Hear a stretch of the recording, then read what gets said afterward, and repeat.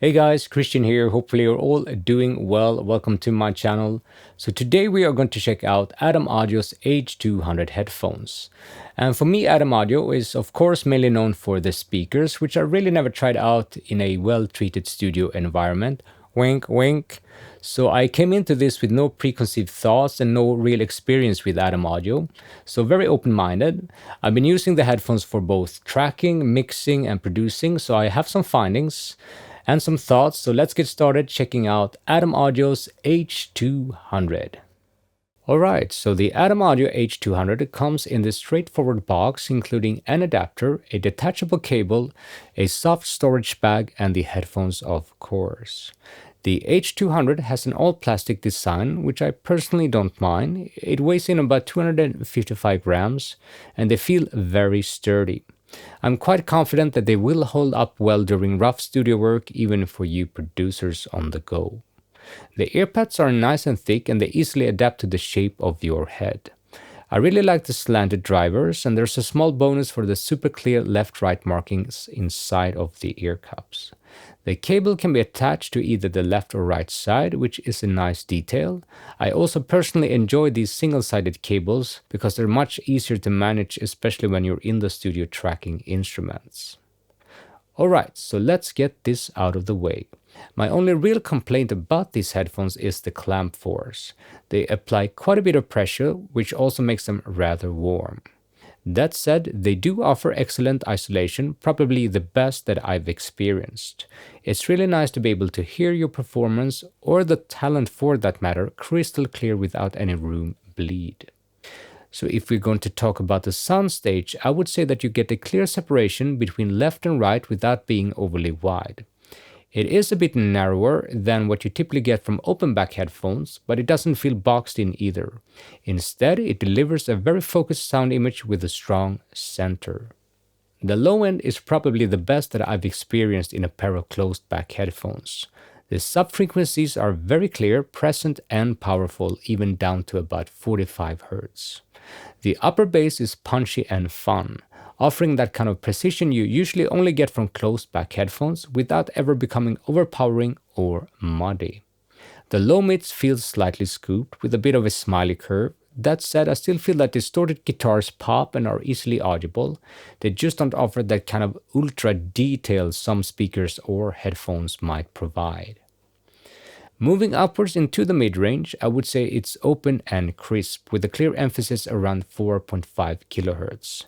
This gives you a perceived crispiness you sometimes hear in more consumer-oriented products, but that doesn't have to be a bad thing. It's still presented with a finesse and a nice overall sense of detail. The HT200 also includes a free copy of the Adam Audio Headphone Utility plugin, offering different sound profiles. You load it up in your DAW. Here in Pro Tools, I'm using a wrapper, and it's refreshingly simple to use. It allows users to select different ear cup types, adjust for perceived loudness changes, and there's a field that hints at future support for multiple headphone models. The voicing control offers two distinct sound signatures. Pure aims for a flat neutral response that stays true to the source, while UNR delivers a more colored musical presentation inspired by Adam's legacy products. Personally, I really enjoy the UNR profile. It feels more live, punchy, and admittedly fun. Externalization is Adam's answer to the kind of unnatural separation you sometimes get using headphones. With speakers, both ears hear both channels and the room reflections, creating a more three-dimensional image.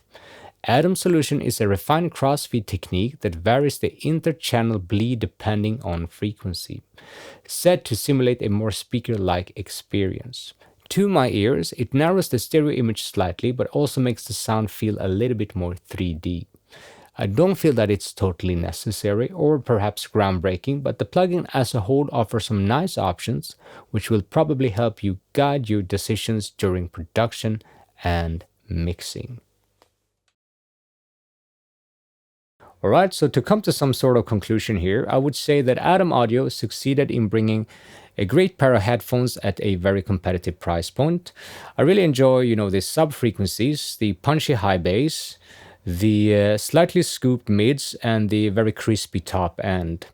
I also think that they probably have one of the best transient responses that I've heard in a pair of headphones. It's very snappy, and like I said, it's almost like you are taking a step back, so you hear everything very clear and precise.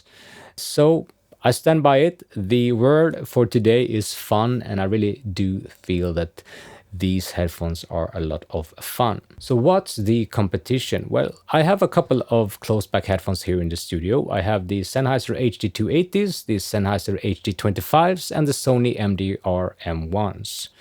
So the HD280s are about half the price of the Adam Audio, and they have similar clamp force, but the cans are slightly bigger, so it's not as apparent as with the H200.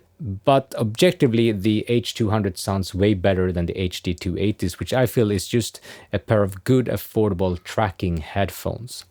The HD25s have been with me for so long that it's my main, tracking headphones. I totally understand that people don't like them. They're very small, so they apply a different kind of pressure on the ear. But they're very good to judge the high bass area around 100 to 300 hertz, so they definitely have a place in my setup here. But objectively, the H200 sounds way better than the HD25s. The MDR M1s from Sony is a bit of a different beast. I feel that they are aimed towards mixing and mastering, so they have great stereo imaging, but they're more focused on the mid-range around 1000 to 3000 hertz.